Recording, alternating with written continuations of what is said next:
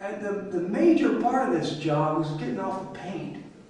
And at that time, man, the only door that would open was this main door, and it was so dusty in here that you couldn't even see 2 feet. And I wore a respirator and stuff, and we hammered and sanded and blasted the paint that was on here. And we got it down like I wanted it, and we put high glue on it.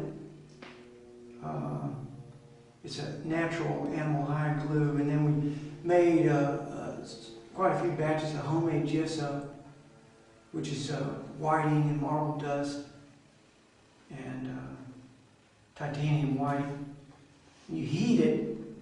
It was during the winter we started. It was Christmas time, and so I had to run down there and heat the pot, bring it back, heat the pot, bring it back. And finally, we got it all covered. You know, the whole ceiling, I started in stars. I think there's a few stars left here. You see them? And the stars were the bands that I left after I introduced these panels. So I began to think the whole thing was stars. And then eventually, these sections were imposed upon the stars. And so the ceiling was one of the first things that I actually had to begin, because as stuff falls, it gets on the walls.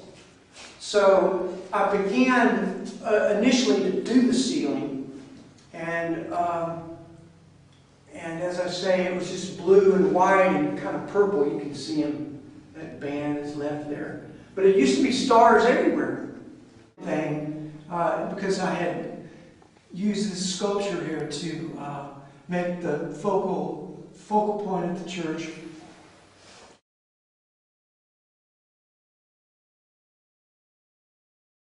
I used the Bible in a very real way. That was a way for me that helped me to distinguish what I needed to do and who I could be. So the main text of this is 1 John.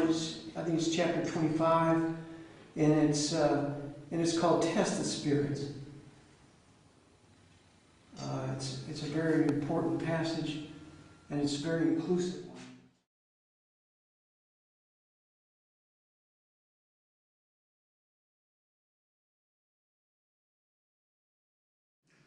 Well, the most frequently question that I usually get is, when was the chapel built?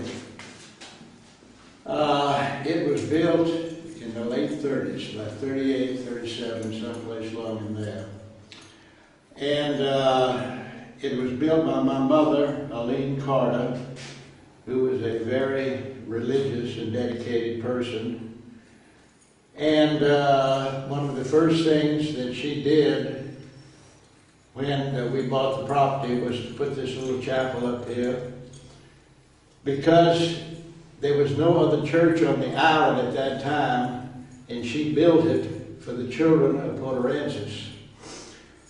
This was built by a woman by the name of Ethel Harris, who was the custodian of the San Antonio Missions.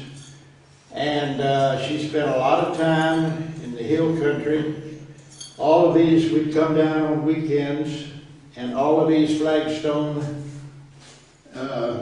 steps and flooring were got from the hill country.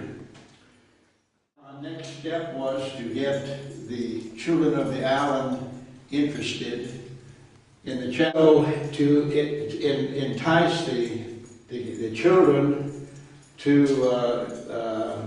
come to services.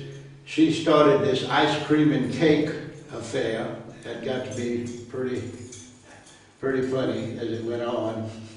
And we used to tell her that those kids don't care anything about your service, all they want is the ice cream and cake. Well, this went on until probably World War II.